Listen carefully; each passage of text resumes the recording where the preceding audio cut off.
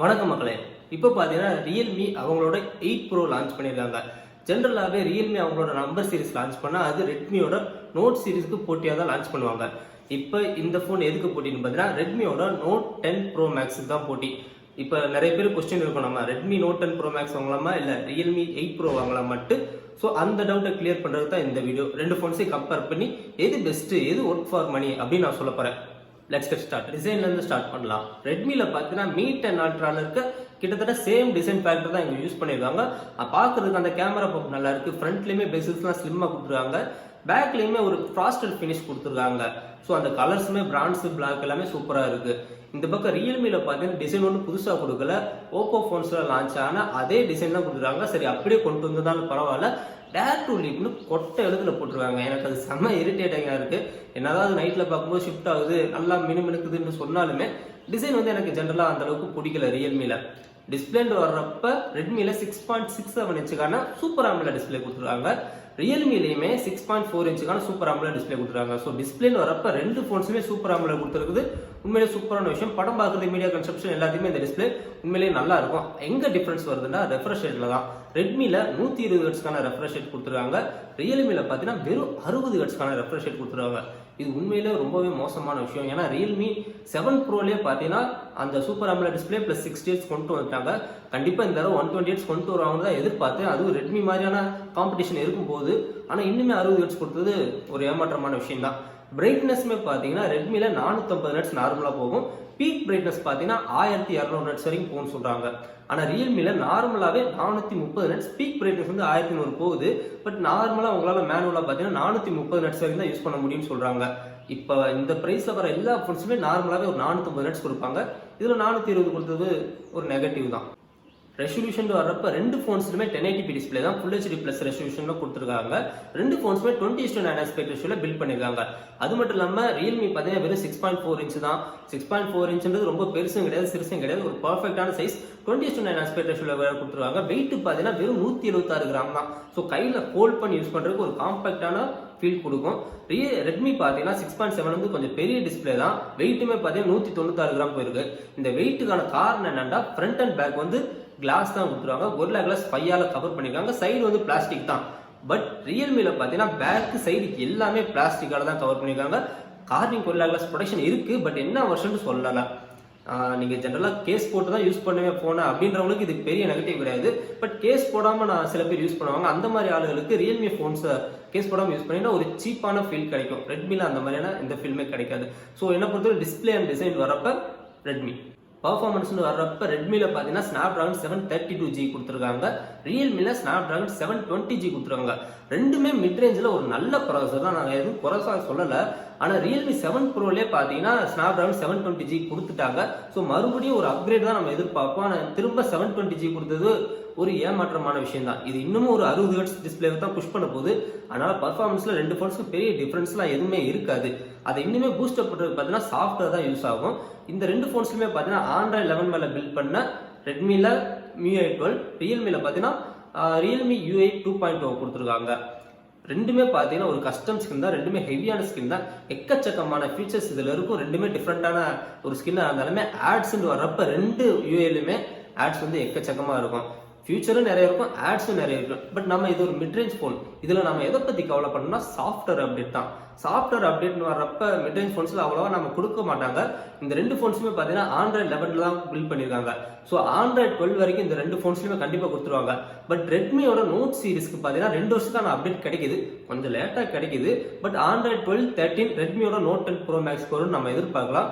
ஆனால் ரியல்மியோட update ட்ராக்கிங்கை check பண்ணும்போது ஒரு வருஷத்துக்கான அப்டேட் கொடுத்துறாங்க. பட் 2ஆவது வருஷத்துக்கான அப்டேட் வந்து சரியாக கொடுக்கறது இல்லை. ஸோ சாஃப்ட்வேர்ன்ற வரப்ப ரெட்மி வந்து ஒரு சின்ன எட்ஜ் இருக்கு. பேட்டரி லைஃப் இங்கே பார்த்தீங்கன்னா ரெட்மி வந்து ஒரு க்ளீனான எட்ஜ் இருக்கும். ஏன்னா இதில் 5020 mAhக்கான பேட்டரி இருக்கு.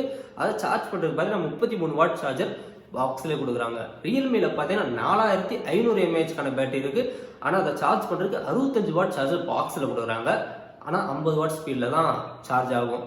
திரும்பவும் இங்கே நான் ரியல்மி 7 Pro பற்றி பேசி ஆகணும். ஏன்னா அந்த ஃபோன்லேயுமே 65 வாட் சார்ஜர் கொடுக்குறாங்க. அந்த சார்ஜர் பார்த்தீங்கன்னா 65 வாட் ஸ்பீட்லேயும் சப்போர்ட் பண்ணும். பட் இந்த ஃபோனில் 65 வாட் சார்ஜர் கொடுத்தும் வெறும் 50 வாட் ஸ்பீடில் சப்போர்ட் பண்ணுறது ஒரு டவுன் கிரேடாக தான் தோணுது. ஏன்னா அந்த 4500 mAh வந்து 65 வாட் சார்ஜர் பண்ணுச்சுன்னா அரை மணி நேரத்தில் ஃபுல் சார்ஜ் ஆயிரும். இப்போ பார்த்தீங்கன்னா 50 வாட்ல சார்ஜ் பண்ணுறதுனால கிட்டத்தட்ட ஒரு 40 நிமிஷம் டைம் எடுக்கும். இது எப்படி பார்த்தாலும் ரெட்மியோட கம்பேர் பண்ணுறப்ப சார்ஜிங் ஸ்பீட் வந்து ரியல்மியில் தான் ஃபாஸ்ட்டாக இருக்க போது.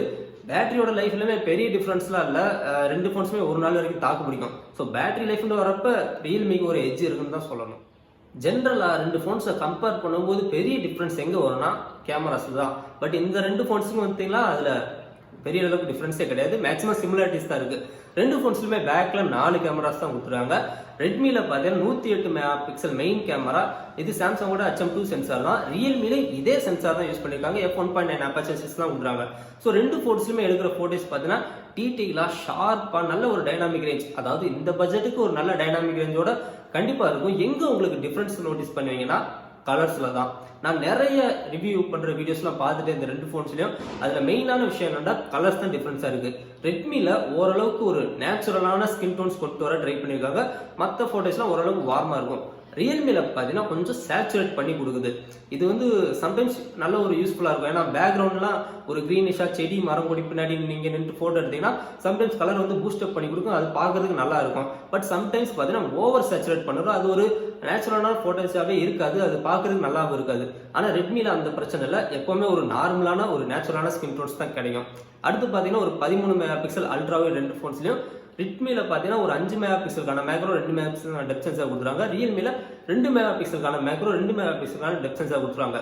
இங்கே நான் 5 மெகா பிக்சல் மேக்ரோ கொடுத்தனால இதுக்கு வந்து எட்ஜ் இருந்து சொல்ல மாட்டேன். ஏன்னா மேக்ரோ கேமராலாம் அவ்வளோ யூஸ் பண்ண மாட்டேன். ஃபோன் வாங்கினா கொஞ்ச நாள் வேண்டா என்கிட்ட மேக்ரோ கேமரா இருக்குன்னு அப்படின்னு யூஸ் பண்ணுவோம். மற்ற நாளில் இதெல்லாம் பெருசாக ஒன்றும் யூஸ்ஃபுல் கிடையாது. செல்ஃபி கேமரான்னு வரப்போ 16 மெகா பிக்சலுக்கான செல்ஃபி கேமரா கொடுத்துருக்காங்க. நான் திரும்ப சொல்கிற மாதிரி தான் டீட்டெயில்ஸில் பெருசாக ஒன்றும் டிஃப்ரென்ஸ் இருக்காது. கலர்ஸ் மட்டும் மாறும். வீடியோ கேப்சர்ஸ் வரப்போ 4K 30 வரைக்கும் ரெண்டு ஃபோன்ஸ்லையும் பேக்கில் எடுத்துக்க முடியும்.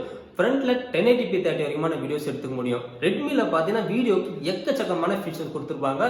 பட் ரியல்மியில் ஃப்ரண்ட்ல வந்து 1080p 30ல வீடியோ எடுக்கும்போது உங்களுக்கு ஸ்டெபிலைசேஷன் ஒர்க்கான்னு சொல்கிறாங்க. ஸோ ஸ்டேபிளான வீடியோஸ்க்கு எடுக்க முடியும். என்னை பொறுத்த வரைக்கும் நீங்கள் கேமராஸை பற்றி உங்களுக்கு முக்கியமாக இருந்துச்சுன்னா கலர்ஸ் தான் நீங்கள் சேஞ்ச் ஆகும். மற்றபடி டீட்டெயில்ஸில் எதுவும் லாஸ்ட்ஸ் இல்லை. உங்களுக்கு நேச்சுரலான ஃபோட்டேஜ் வேணும் அப்படின்னு நினச்சிங்கன்னா ரெட்மியை சூஸ் பண்ணுங்கள்.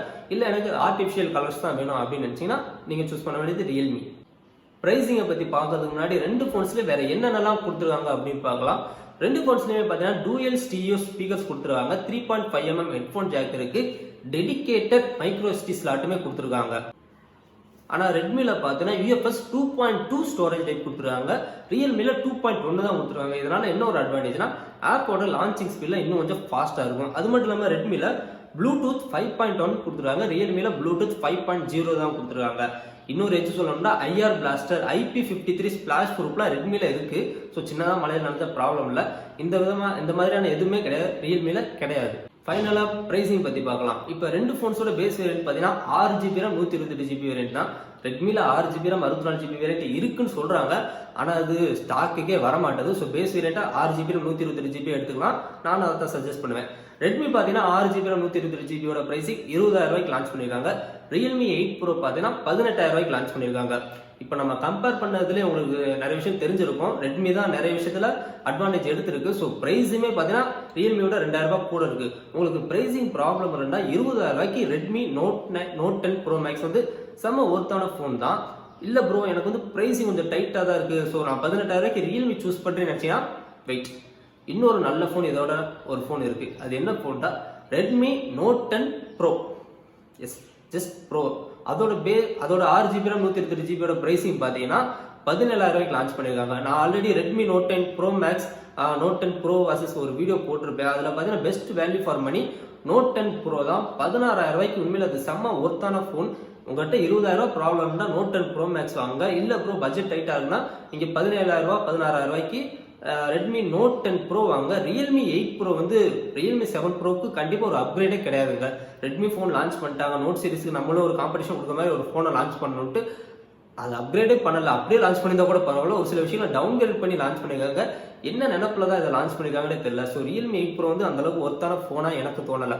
உங்களோட கருத்துக்கள் என்னன்னு கீழே கமெண்ட்ல சொல்லுங்கள். அடுத்த நல்ல ஒரு வீடியோவில் பார்க்கலாம். தேங்க்ஸ் ஃபார் வாட்சிங். இந்த பக்கம் ரியல்மியில் பார்த்தீங்கன்னா டிசைன் ஒன்றும் புதுசாக இல்லை. அது ஓப்போ ஃபோனில் லான்ச் ஆனால் அதே டிசைன் தான். பட் இந்த பிரைஸ்ல லான்ச் ஆகிற எல்லா ஃபோன்ஸுமே நார்மலாகவே 450 ரேட்ஸ் வரைக்கும்